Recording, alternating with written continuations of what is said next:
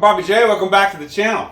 What you can see here is we got ourselves a grapple. And this is a homemade grapple I bought somewhat locally from a guy named Sam. So this would be Sam's dad's grapple that he built. And this was originally for a Kubota tractor in the range, I think, somewhere between 30-45 horsepower, somewhere in there. So it is maybe arguably slightly undersized for a 12,000 pound skid steer. So what we're going to do today is we're going to repair some damage that I've done to it, which includes ripping off some of the forks here in the center. And then we're going to do some upgrading. We're going to add some steel to it, and we're going to do some hydraulic work. Both cylinders are basically shot in both the seals and the actual seal ring itself, and then also the seals. Oil's wanting to seep out of them pretty bad. So we're going to repair all that. We're going to make some new forks for this thing. We're going to weld them in. We're going to make this a grapple for a 12,000 pound skid steer right now.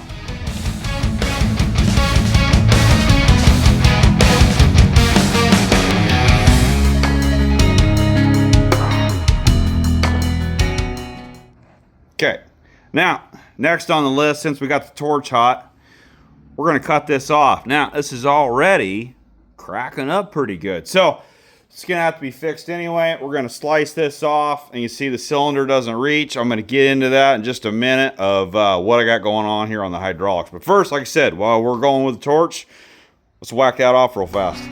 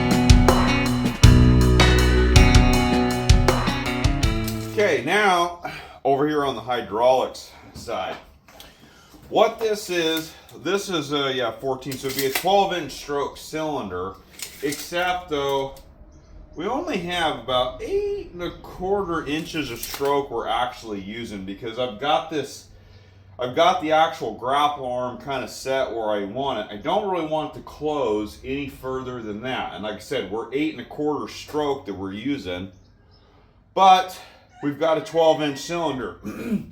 So the other thing is, these cylinders, you can see this is all oily. Our seals are pretty much out of. These cylinders are probably pretty old, and I was just going to go ahead and re-kit them, which these tie rod cylinders are really easy to do. But then I remembered I got a couple of cylinders laying around from an old project where they didn't quite work out, and they're basically brand new. They weren't really even used. And they happen to be 8x2 cylinders, just like these.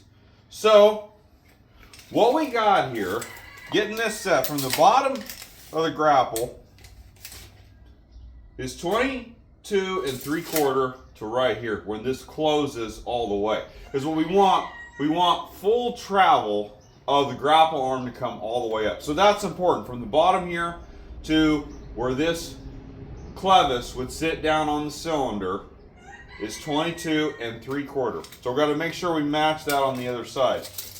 So over here on this side, here we go, we got the 8-inch cylinder that I have laying around, and I got a mark right here, 22¾ and that is lined up right about the face of this piston, or the face of this cylinder is right on that mark. So we're still going to have the grapple arm open the same distance it did before when this is fully collapsed, but the difference is when we go to close it, it will run out of travel right where I want it and just come to a stop. Where before I would have to be careful because you could close this thing and shove the arm down below the forks, and so I had to be kind of careful there. So that fixes that issue. Now I showed this was all cracked in here anyway. What we're going to do is, I've already welded this up. I've already welded it and ground it back down, but there was a big crack right here. This was already wanting to kind of tear away. Welded it up, ground it down clean. The mount here, we've already cleaned this up, got it back ground back down, ready to be welded on. Now to fix this for wanting to crack, especially since I'm moving this mount upwards, we're getting out of this seam where there's pretty good strength right down here. So we're going to go ahead and put a big plate in here and beef this up so hopefully this never cracks again. But like I said, that's pretty much the rundown. Now we should have, the cylinder will be its own stop to not let it close any further, and we will still retain the same amount of travel, and to full open will be exactly where it was before, which was perfect. So, let's do it.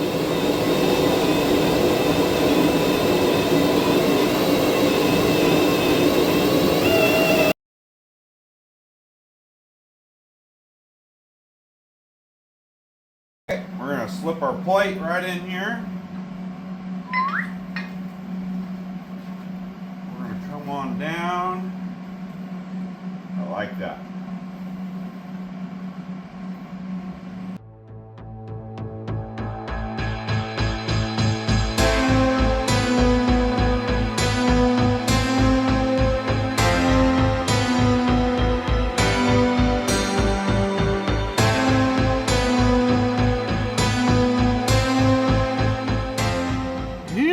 Now we're on to the forks. Now these guys were fortunately pre-cut, all four of them here, and they came with the brush rake or the grapple, and got them welded in. Got a couple little dowels to help hold them in place out on the tip. And then what we're going to do, we're going to take some 3-inch flat bar here and we're going to weld this in. First what we're going to do is we're going to heat it up and bend it in place and form it up, basically like those. Pretty simple. So get the torch back out and start making some iron red.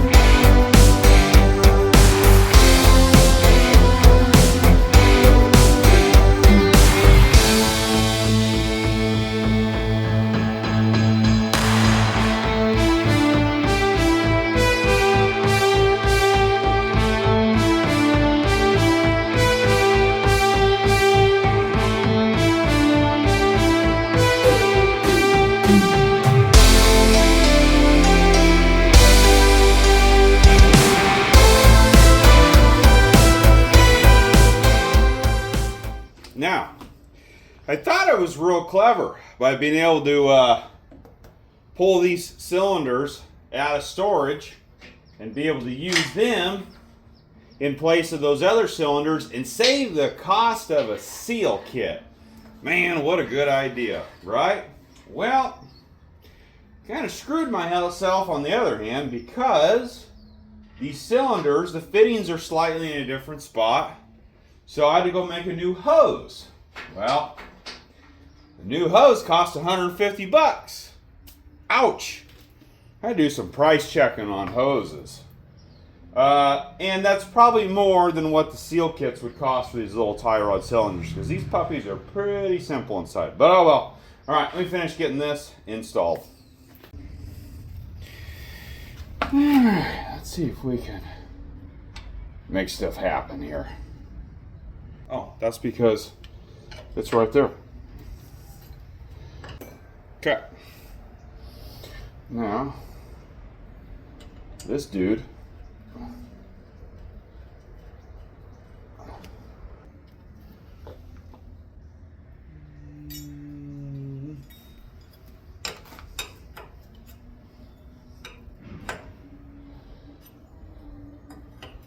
is not.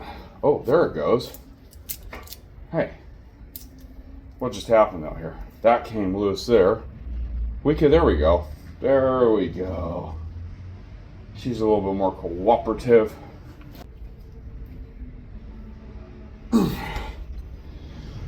Here, we can make that work. Okay. Next, we got this big old piece of 4-inch channel right here. Now, what we're going to try to do with that piece of 4-inch channel, we're going to stretch it across here and see if we can help kind of beef up this upper clamp, arm clamp. What was that, the top of the grapple? What is that called? And then, as I was kind of checking this out, I completely missed this. Got a big old crack in that sucker. So it's a good thing we're addressing this anyway, because that was not long for this world. Fortunately, this side over here appears to be crack-free. So, yeah, I think that will take, like I said, put that channel across there. That'll help add some rigidity in this, because this thing kind of likes to twist back and forth like that. When you close, you got, say, a trunk smashed in over here and nothing over here. It kind of go like that. So hopefully we're going to add, like I said, some rigidity to the frame of this clamp arm, and we'll kind of gusset it up probably. And so, I don't know, we're just going to wing it, start welding stuff in, see what happens here. Maybe we need a new tip. Thinking maybe now we can heat her up.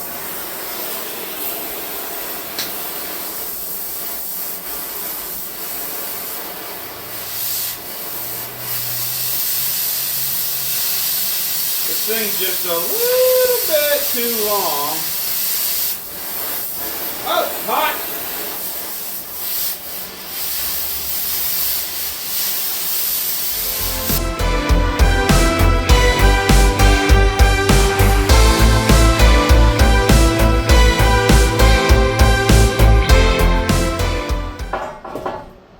Go in. Okay, you're not gonna go in. You still want me? Oh, it's so close. Where's my hammer? That's pruning shears. Why do I have pruning shears up here? Oh. Oh.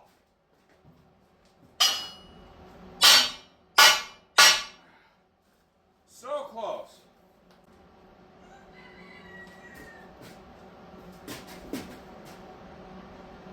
Okay. I like this. I like it. Well, what do we think here? Let's see here. We got her braced up pretty good. Piece of 4-inch channel going across here. 2-inch channel as braces. We got a couple of little wedges in to gussets for a little extra support. Not bad. Not bad. Okay, time to finish up these 2 forks down here and stick a fork in it and be done with this deal. Okay, well, I think we're done. We just got to paint it. And, well, I may have hired, if you look closely here, let's see here, there's my weld. There's someone else's weld. I may have hired a welder to help me do some of the finish welding. He's 15, kind of looks like me. Been on the channel before.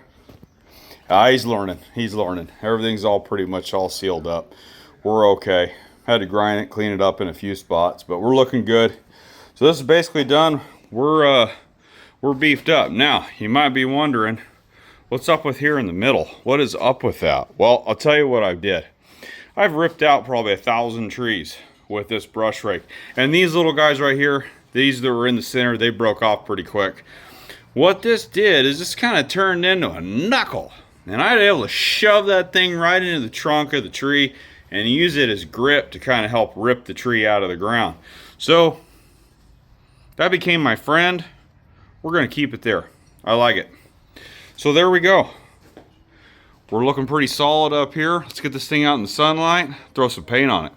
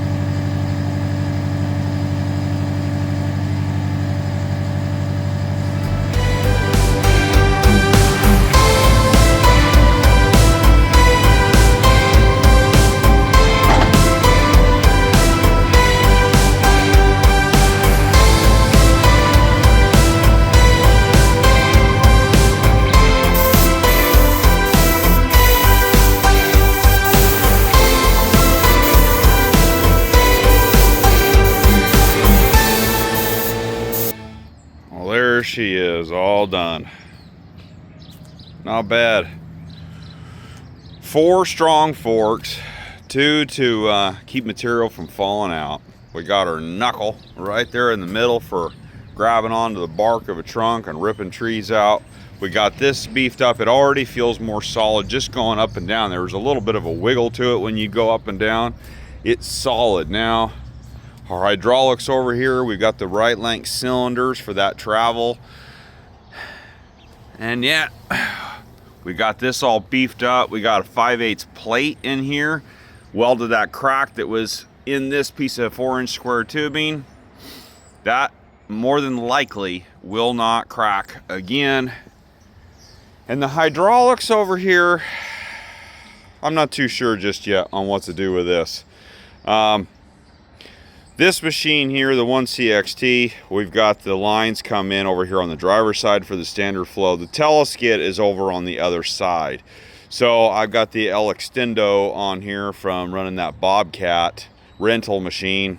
And I don't know, this may have to stay.